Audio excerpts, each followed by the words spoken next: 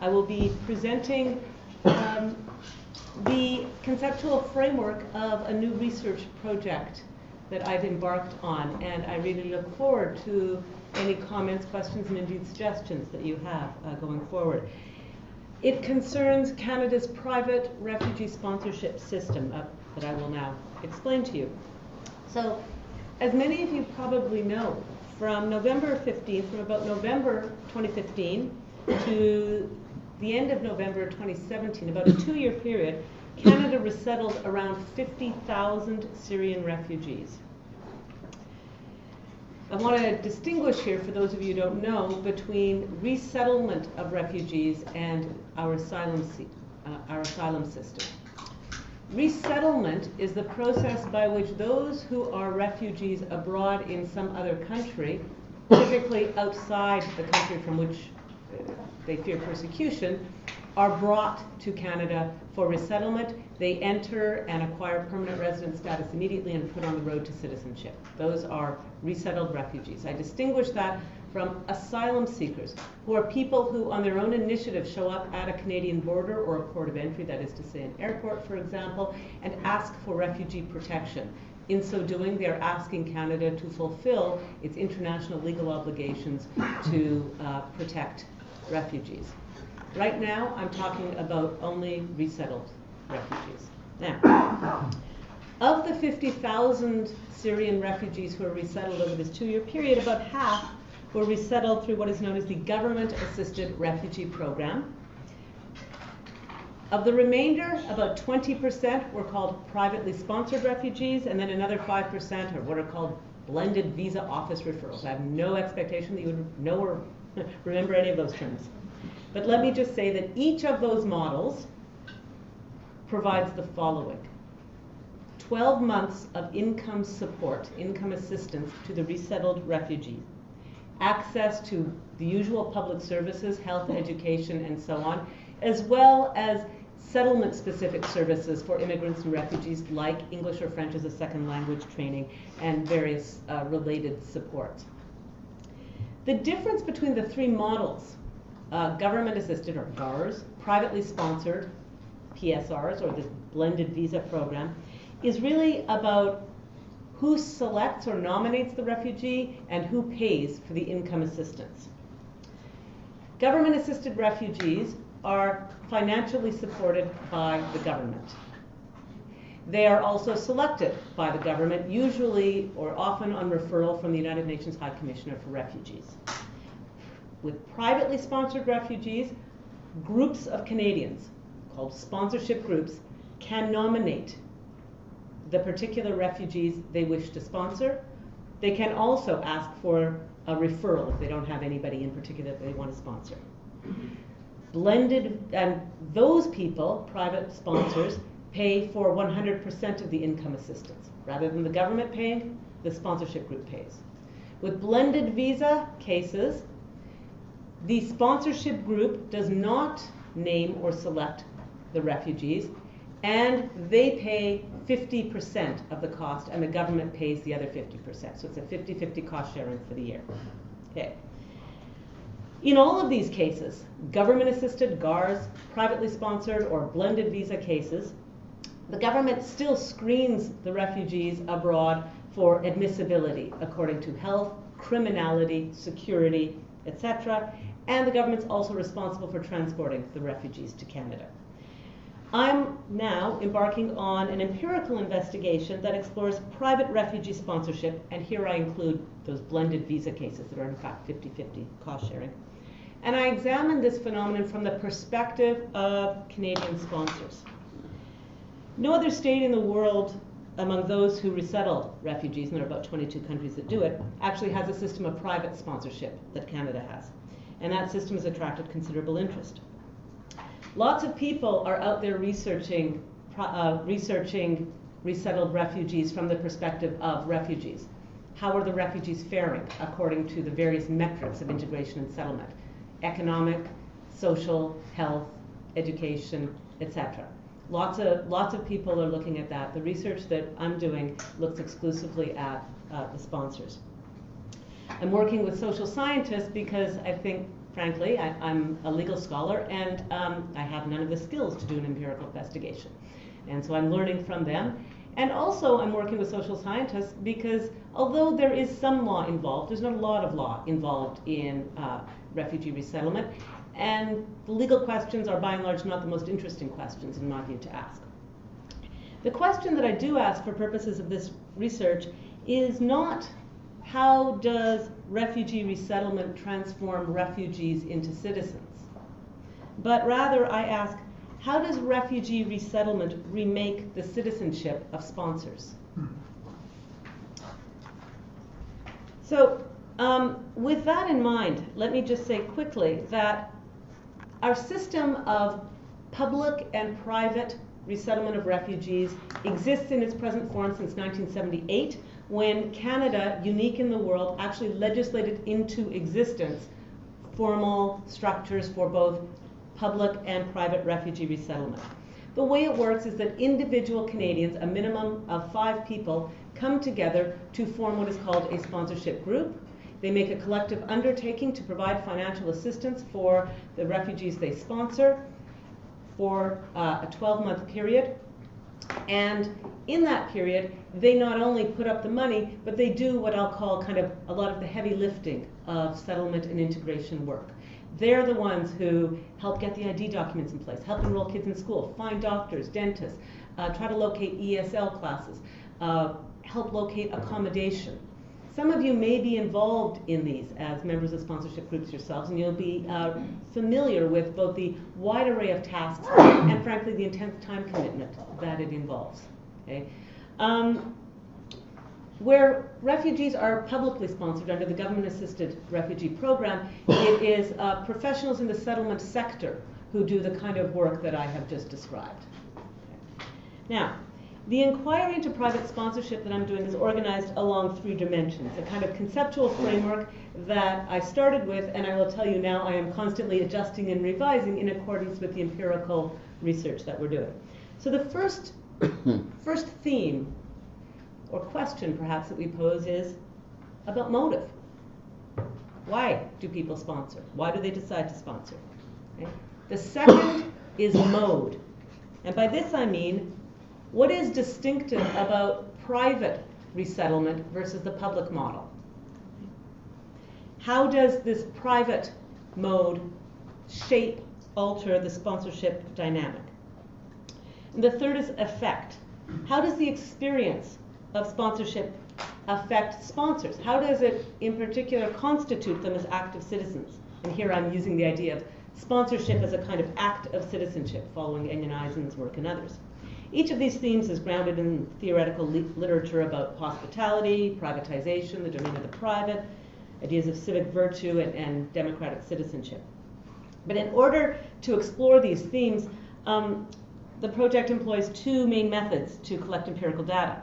And the first is a survey that seeks to obtain demographic data about sponsors and information about their motives, the relationship of sponsorship groups to the people they sponsor, and equally importantly, the relationship of sponsors to one another.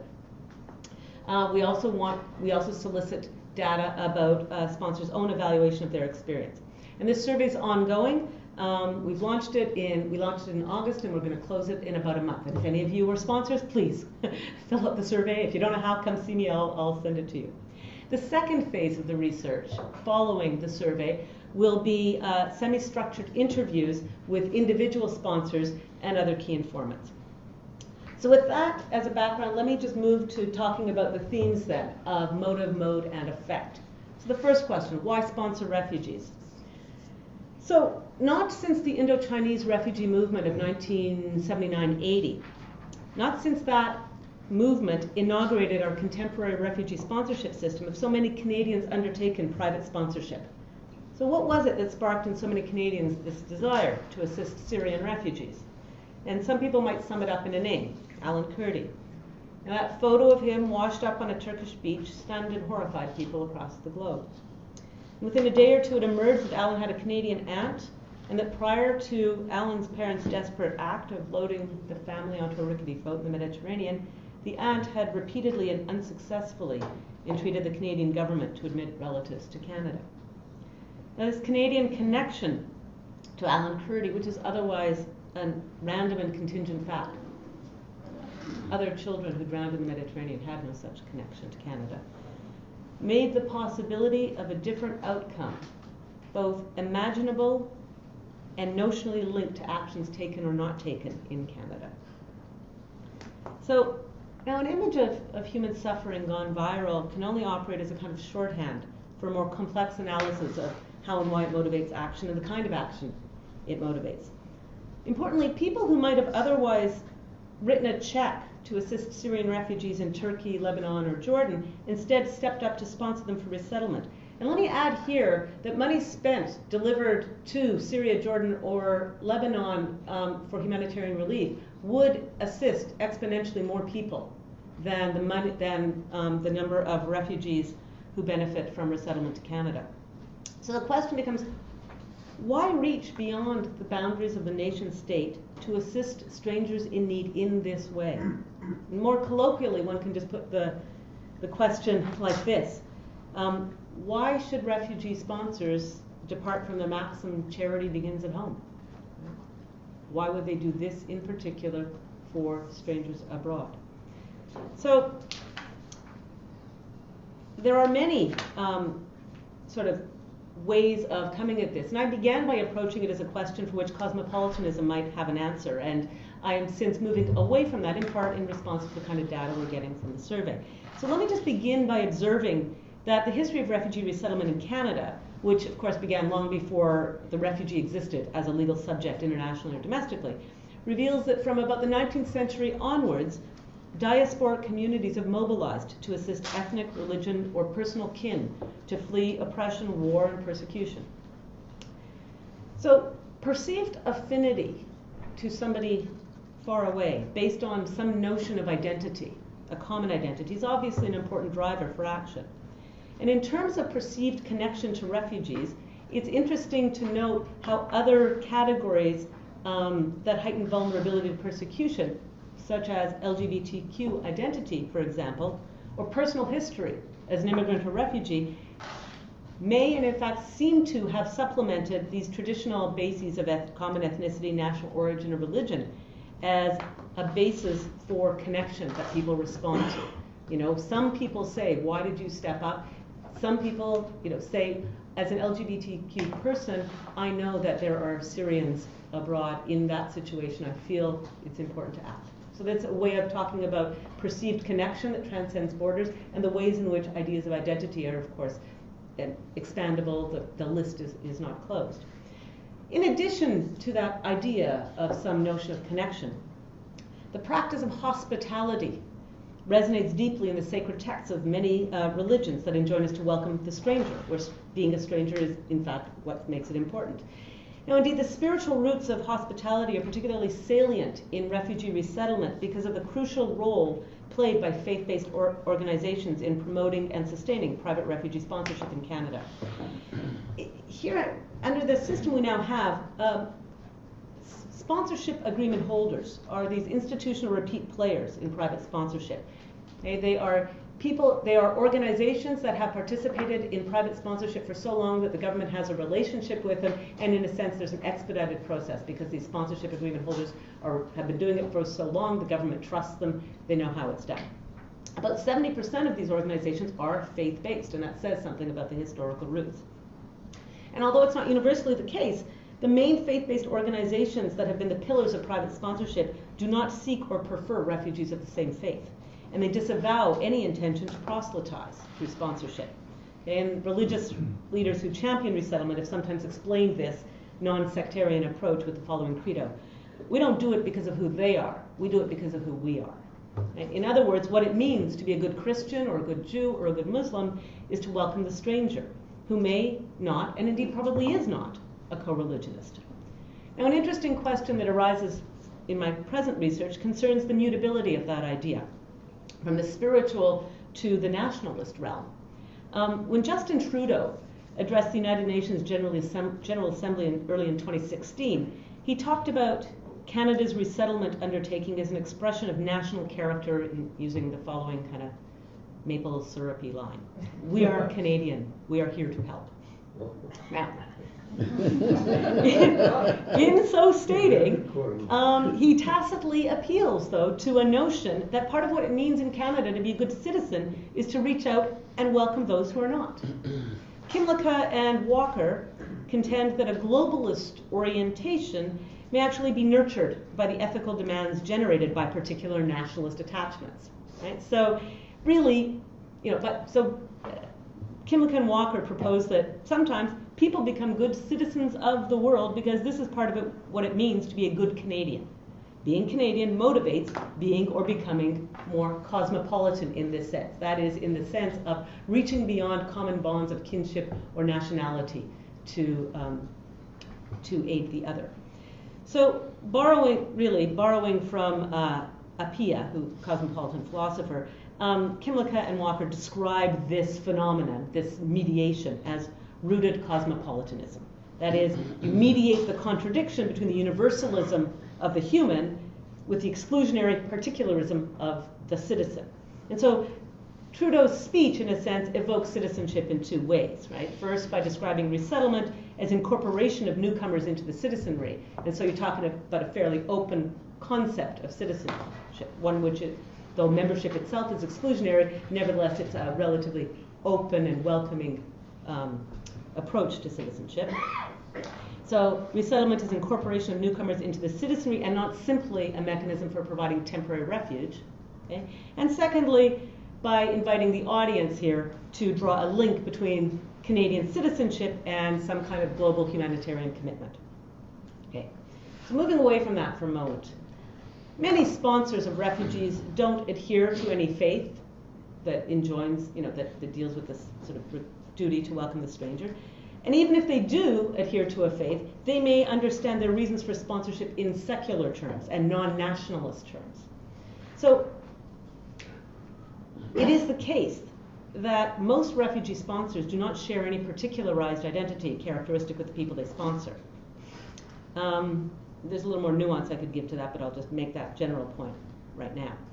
Now, so the combination of an increasingly secularized society and the diversification of the origins of refugees, so that most sponsors aren't connected by nationality, ethnicity, etc., to the refugees they sponsor, really invites us to think harder about motives for sponsorship that are both secular and non-specific, non-particular. Now, in the absence of a divine authority guiding us toward a spiritual obligation to help the other, and absent shared characteristics of identity that makes refugees like us in some particular way, why reach beyond the boundaries of the nation to assist strangers in need?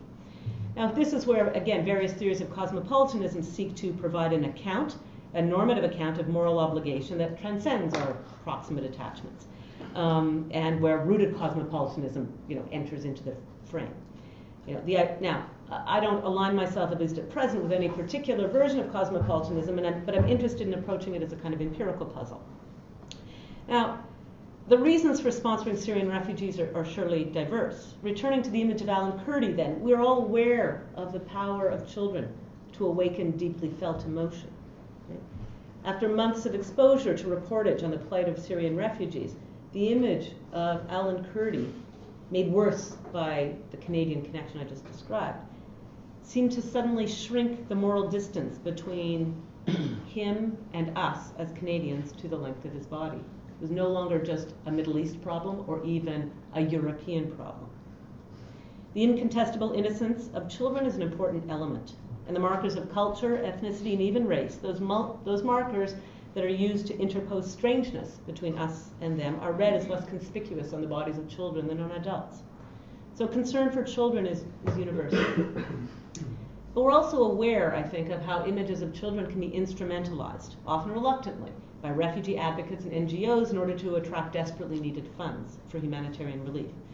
And this appeal to affect, to emotion, through the presentation of the innocent child, often entails depoliticizing and decontextualizing the causes of conflict and forced migration.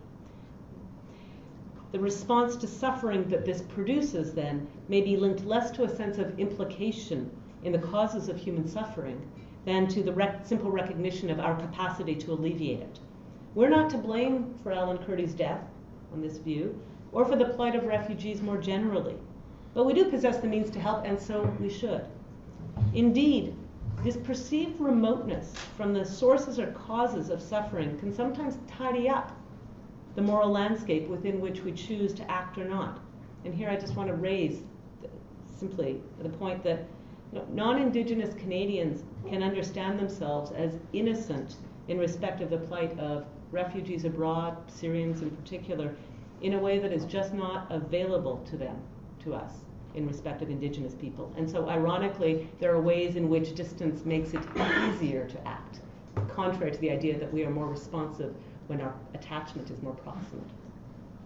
So this in turn, this model though, or this potential motive, inclines toward a depiction of refugee sponsorship as a kind of apolitical humanitarian response.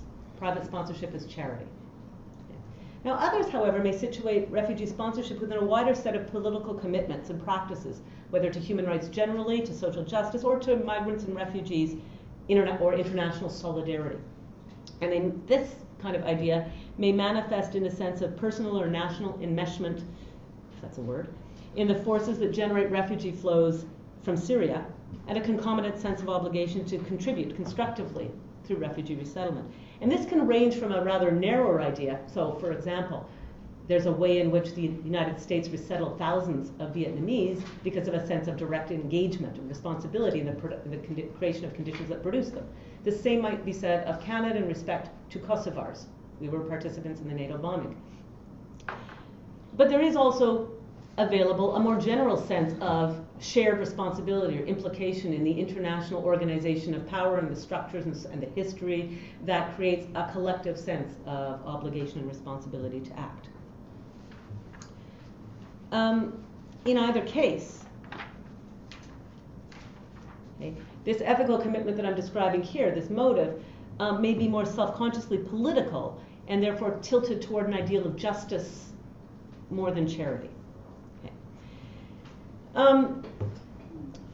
Let me finish this discussion of motivation with two quick points, and I'm going to move on. First, refugee resettlement as a process of enrolling refugees into citizenship engages ideas of hospitality, which in turn, as I said, is rooted both in the spiritual and in the cosmopolitan secular normative accounts. But what is distinctive, I think, about refugee resettlement or private sponsorship as a mechanism of hospitality is that it is a version of hospitality that seeks to obviate itself. And what I mean by that is if you look back to kind of, Kantian notions of hospitality, there's a duty to welcome the stranger, but it was always temporary, right? But the end to which private sponsorship aspires is that the stranger will become a fellow citizen, and thus one who is no longer needs or indeed is owed hospitality, right? You don't extend hospitality to one who is a fellow member. So it is a form of hospitality that seeks to negate itself in that respect, or obviate itself. Maybe I'll just make a second point, just for reasons of time, and move on. Because I want to say a few words about privatization here, or the realm of the private. So it's easy to understand private sponsorship within the realm of the private insofar as individuals are putting up the money as opposed to the state. And a standard critique of what we view as privatization is that it transfers to the private sphere what is a quintessentially public responsibility, namely the admission of non-citizens and their transformation into citizens, admission of refugees and transformation into citizens. And one might have a concern that this private sponsorship, in a sense, alleviates the state from its public responsibilities. I only want to say briefly that the history of refugee resettlement complicates that, because in a sense, the history of immigration settlement, including refugee resettlement and integration, is largely a story of private actors doing the work in ways that were then eventually taken up or financially subsidized by government. Secondly, private sponsorship could never exist without extensive government intervention, without the legislative framework that creates it. Right? So it's always already involved. It is always much more what I'll call here a kind of public-private partnership, where the private is not a private corporation that is profit-seeking, but rather a self-organized civil society group, if you can call it, an itty-bitty NGO, with other regarding purposes. Okay? And so The last concern, though, that arises very much in Canada is that whatever the virtues of private sponsorship, it should never displace the existing regime of public sponsorship. We can support private sponsorship and say that it is not displacing the public because there is a public model. And over time, the relative rates of resettlement are split 50-50. More or less half come as publicly, yes, government-assisted refugees, more or less half come as private, including this blended visa situation, which is complicated, but I won't raise it here. But there's a level of artifice to that, right? Because you can never know if the private is displacing the public, because after all, we could, Canada could always bring in more government-assisted refugees, right? So you can never really calculate that. But it becomes important when you think about the extent to which, first of all, this model is transportable, should be exported, and so on. And also for people who think, well, a government, in fact, the previous government, I would say, was both hostile to refugees generally, but such resettlement as there was should be primarily private. But think about the motivation that people would have. Would people be motivated to step up and privately sponsored if the state wasn't doing it at all, right? It might be like, I don't want to be complicit in doing a job that the state ought to be doing. So if this is a way of the state completely avoiding it, I don't want to participate. So there's a way in which the presence of a purely public model is critical, I think, to sustaining the viability of any kind of private model. Now, I want to sort of pivot in talking about the realm of the private in a slightly different direction, and that is to talk about a different way in which private resettlement is private. And here I want to relate it to the family. Private resettlement of refugees bears a resemblance to another mode of immigration that we know as family class sponsorship. Family in Canada, people in Canada can sponsor their close, immediate family from another country, okay, by giving an undertaking of, not of direct financial support, but they give an undertaking that if the family member they bring in ever goes on social assistance, the sponsor will have to reimburse. The bottom line is the similar idea of financial responsibility. And so you can see that there's a kind of mimicking of private sponsorship of refugees and family class sponsorship. I also think at a deeper level, the institution of private refugee sponsorship anticipates a relationship between private sponsors and refugees that is personal, immediate, and characterized by what I'll call the kind of affect, the emotion, and the partiality that we associate with kinship. Okay? Let me just contrast, right, that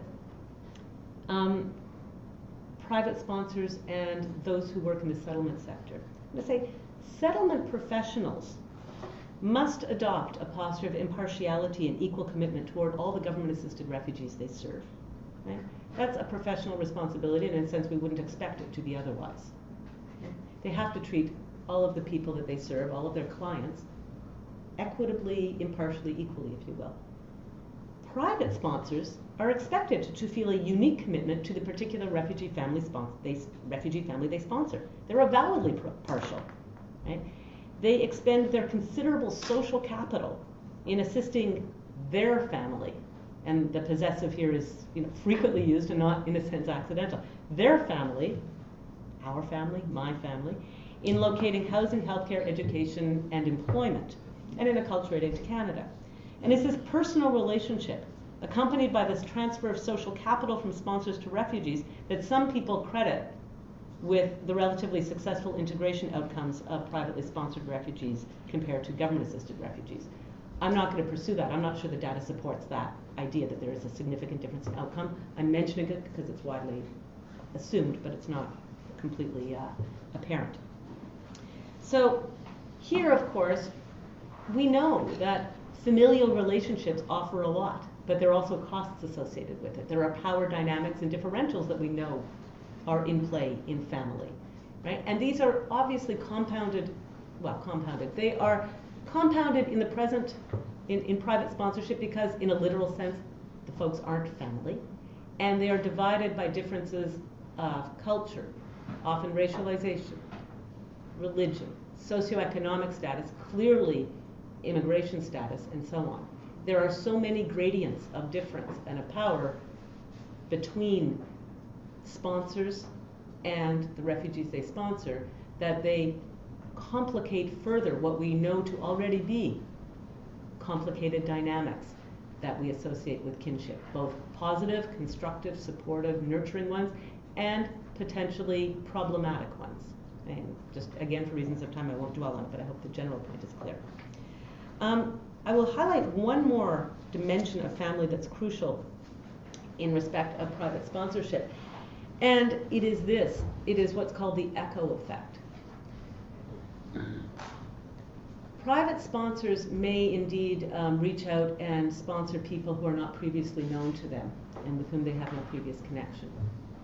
But one of the things that happens very quickly in many sponsorship scenarios is that private sponsors are, once a family is settled and stable, one of the first things they want to do, completely understandably, is bring over extended family members, bring over the ones who are left behind. And what they often do is approach the sponsorship group or another sponsorship group to bring over those extended family members. Because typically the refugee family itself is not in a financial situation that they could contribute financially to a sponsorship group themselves. And the extended family are not within the kinship, that small kinship network that counts for purposes of family class sponsorship. So what you end up with then is that private sponsorship very quickly becomes a kind of extended family reunification scheme. This creates really challenging normative policy implications for prioritization, the advantages of kinship, and in some ways what it does is it kind of replicates the kind of moral policy, ethical dilemmas that go into devising any immigration system. Who are you going to prioritize? Is it going to be people who already have relatives here? You know, is it because we value family and the importance of uniting family? Is it going to be who is most needy? It's going to be those who offer the most economically. Right? Some of those challenges then get reproduced in microcosm with the so-called echo effect in refugee sponsorship. So lastly, I want to turn to, in a sense, what animated the question that I posed to you. What about the remaking of sponsorship of those who sponsor? So here I draw on ideas of active citizenship. Here I'm not talking about the legal status of citizenship, but rather the notion of active engaged citizens and what that means. Right? So the idea of active citizenship draws on ideals of kind of civic republicanism. Right? The citizen who participates in and contributes to the public life of the community exhibits the civic virtue of active as opposed to passive citizenship. Scholars of social cohesion and democratic citizenship often argue that trust, empathy, solidarity are vital to sustaining a flourishing democracy in the context of highly diverse societies, any society really. And these sentiments of solidarity, trust, empathy are fostered and nurtured by practices of civic engagement. And so the idea is when people come together to plan and implement a shared project of public value, they build community and social solidarity. Now, historically, periods of crisis, war, war or natural disasters, and so on, can often unite the citizenry and incite them to pool their energies into acts of self-sacrifice and collective action, often against a hostile other. Private refugee sponsorship has mobilized thousands of Canadians to gather together, form groups, create networks, and to commit to a cooperative endeavor, not in the service of defeating the other, but in the service of embracing the other. And part of what my research I hope to do is really explore how this process unfolds among people with distinctly different socioeconomic, racial, ethnic, religious, and cultural backgrounds, both within sponsorship groups and between sponsors and refugees. And let me say by shorthand, in no way do I want to romanticize all the relationships as happy families. There are real challenges, real problems that develop. It's not easy. It's usually not easy. And so the point here is not to tell a kind of romantic happy story. It is to sort of delve into it and look both at how those relationships are formed, what the dynamics of them are, not just between sponsors and refugees, but also within sponsorship groups. How do they come together? How do they form? How do they govern themselves? Because the tensions that emerge between sponsorship groups and refugees also are played out as tensions within sponsorship groups. So Harry Boyd talks about the value of public work as a mode of active citizenship. And in some ways, we might say that a private sponsorship group is like a little civil society organization that is formed to undertake a specific time-limited public work of enduring value, the incorporation of new citizens. Where that places sponsors, are they in relation to the state and to refugees, I think is an important question. Right? Are they agents of the state? Are they doing the state's work? Do they understand themselves as that way, in that way? Or are they cushions between a state and the refugees? Do they mediate? How do they understand their role, I think, raises a series of important questions. But I'm going to close on the question of politicization. So on my most optimistic version of this, which remains to be tested, privatization is often sort of described as having a depoliticizing effect, right? You take something from the realm of public contestation and you revert it to the realm of the private and the market. But private refugee sponsorship can disrupt, potentially, settled expectations about that. And here, to explain why, let me just give you a little anecdote. So on a Wednesday night in March 2016, I attended a meeting of about 300 people gathered in a Toronto church hall to meet with a federal member of parliament. Those in attendance were mainly middle-aged and middle class, like me. And the audience was clearly disgruntled. Some of them even heckled the MP when he tried to speak, and those kinds of meetings aren't uncommon, of course, but what was interesting about this meeting is it wasn't the usual kind of complaint about the lack of public services or a NIMBY argument about not wanting a halfway house in their community. The people were agitated about refugees, not about keeping them out, but about how slow their arrival was. And they complained that the federal government wasn't doing enough to expedite the screening, processing, and transporting of Syrian refugees to Canada. They were among the thousands of Canadians who'd formed these groups. They had raised money. They had even rented apartments. Some of those were lying vacant. They were prepared. Now they were waiting impatiently for the Canadian government to do its job so they could begin doing theirs. Okay? So hundreds of private sponsors were resolutely asserting an entitlement to make demands on government because, after all, they're putting up the money and doing the heavy lifting. So the political subject position of these private sponsors emerged not in spite of privatization, but because of it. They were using their political voice to advance the interests of the voiceless and demanding from elected officials that they do more to protect refugees. Okay? And this strikes me as a provocative act of citizenship at a time when most voices around the world are raised far more frequently and vehemently in opposition to the arrival of refugees. So now the actual numbers, as I said at the beginning, of refugees resettled in Canada, or it didn't say, but I'll tell you now, they're trivial in comparison to the number of refugees around the world. They're inconsequential in comparison to the need. As I said before, the money spent on resettlement would go much further if it was sent as humanitarian relief. But at a time when the political will in wealthy states to commit to a just distribution of responsibility toward refugees is weak, or fading, or absent, it seems important to me to learn more about how and why ordinary citizens might mobilize themselves and their government for and not against refugees. And so, for this reason, I think people talk a lot about whether refugee resettlement is good for refugees and whether refugees are good for Canada. By focusing on sponsors, I want to also supplement that by asking whether refugees are good for Canadians and for the building of community in that sense, good for the citizenship of Canadians, and whether the potential politicization through private sponsorship can also be good for refugees in a way that we don't see much of in the world at present. So with that, thank you.